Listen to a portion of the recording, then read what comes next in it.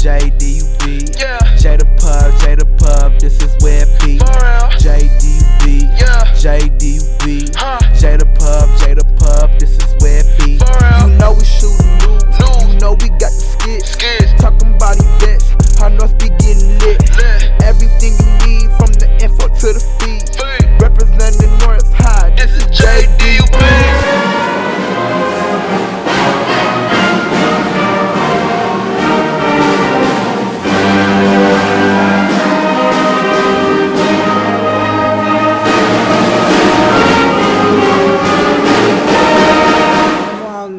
As coach, as Charles, as Charles Leathers, whatever, but to me and the rest of the family, he was Pete. I had to ask, Pete, where did you get the nickname Pete? He leaned back and said, just look at my ears. Look at my ears. Peter Rabbit. That's all he had to say, was that. Track and field was a perfect sport for Coach Leathers. Although his success could be judged by his dozen or so CIF Southern Section championships, his 3-state California team championships, the performance of his 3 Olympian athletes, or his athletes who earned NCAA individual championships, what really made Coach Leathers successful was his day-to-day search for his athlete's personal best performance. He was tough at practice, and it showed in performance. For Coach Leathers, the practice was always brutal. He pushed his athletes, challenging them to improve. I think it showed in the superb performance of Joanna in her 2004 Olympic race, winning a gold medal with a personal best time. When thinking of Coach Leathers and my most memorable event, many come to mind. I could easily select the NCAA Division I track scholarship announcements for over 20 North students, USC, UCLA, Penn State, Texas, Georgia Tech, to name just a few. Or I could pick Joanna's gold medal race, or Shantae's bronze medal, and her participation in 4 different Olympic Games. Maybe I should choose Whitney and her Olympic discus event. However, I'm picking the 2004 Olympic qualifying race in the women's 100-meter hurdles, when Coach Leathers had 3 of his former athletes competing against each other. We are all connected. Strangers are family that you have yet come to know. Sacrifice is a part of life. It's supposed to be. It's not something to regret. It's something to aspire to. Little sacrifices, big sacrifices. Sometimes when you sacrifice something precious, you're not really losing it. You're just sharing it with somebody else. Although the life ends, love endures. There is power in love. When describing... Put this together, and I'm just happy that everyone's here honoring the man who is just the legend. He is a legend, and he will live on forever in all of our lives and everything we do. Moves that we make, I think we'll all think back, well, oh yeah, Coach would have been proud. And I think if we all just try to make him proud, we'll all have great lives. So thank you very much. You were my coach, mentor, confidant, best friend, and the only person that had the power to call my parents and demand them to put me on punishment when I wasn't acting in a manner that you were displeased with, which they did because they knew that you had my best interests just as much as a product of Charles Leathers. You played a major role in the athlete and woman that I grew to be, and for this I will be forever in debt to you. Rest peacefully, Coach, and I hope you are looking down from heaven and smiling at the thousands of lives that you had such a positive impact on. I didn't know the greatness that I had inside of me, and he reached in and he pulled that out of me. Coach had this fire inside of him like the Olympic flame. And so I'm thankful to Joanna because she came and she reached in and she pulled that flame out. And then she shared it with all of us and it just set fire.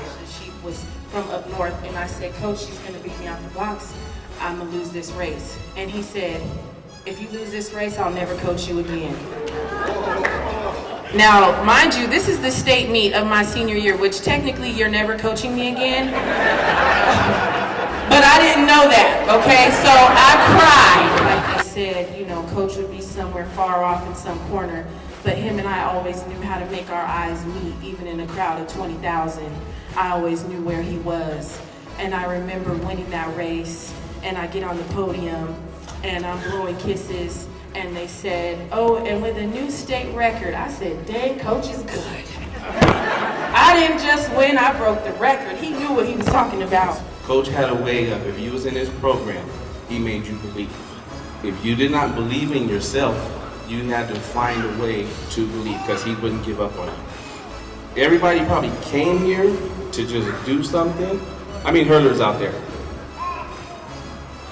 If you ran hurdles or he made you run hurdles, raise your hand. Thank you. Coach loved track and field, but the hurdles was his heart. A lot of people would say Coach is crazy. But if you called him crazy, that means because you were good. It was a respectful crazy. When it came down to the state meet, he would call it doping it out. So what he's doing, he's putting you in a position where you can score. Because Coach knew what he needed to do to win the meet. He was scored low. When Nicole came here, she did the same thing. She doped it out. And he would never, if he was off, he was only about 2 or 3 points off. He would say, they're going to win this, they're going to win this, we're going to win this. You better not get less than 6. You better not get less than 6. Second, third, fourth, or whatever. It was about the state meet.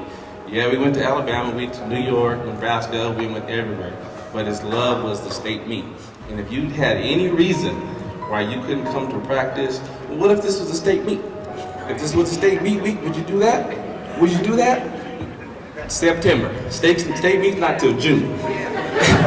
One day I saw a girl out there and she's got a tractor tire out on the track and she's squatting down, lifting it up, pushing it away. And she's just going and going, thinking, wow, that's a great workout. Well, it turns out it was punishment for what? Being late or missing practice or something, but I mean, it was a great workout too. So always, every athlete, he gave them a nickname. Leonard Graham was Kid Flash. Rufus Jackson was Acorn. We had a Baby Flash, Chocolate Flash. We had a Cool Breeze. And my name, believe it or not, he gave me the name of Creases. Everybody was calling him, his nickname was Killer. So I said, well, hey guys, why you guys calling him Killer? He said, you're gonna find out, you're gonna find out. He gave me that look. He said, you know what? You're gonna be all right. You're gonna be all right. He said, you a freshman? I said, yes. He said, okay. You're gonna be all right, man. You know what? You're gonna be somebody one day. You know, nobody never told me that. You know, if you can get through a Coach Leather's workout, you can get through anything in life. I kid you not. So he prepares you for life in general. There are some people that you wish can live forever. For me, you are one of those people because the world is better with you in it. I know you are up in heaven putting together a relay team of God's finest angels. Until we meet again, love, Coley. But I know Coach Leathers was greeted in heaven, and I fully expect that he'll be there to greet many of us. On behalf of myself, the rest of my teammates, and everybody that's here, that we loved him dearly and that he meant the world to us. You know, I miss him dearly. He's done a lot for me, and he's done a lot for other people. And yes, life ends, but love endures. Coach lives in the heart of everyone he touched. Yeah. Coach Leather's life had purpose. He made us all better people. He has given us the instructions and the techniques of how to run the race.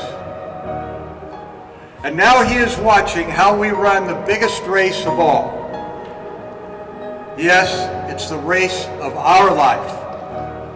To honor him, let us now run the very best race of our lives for Coach Leathers. God said.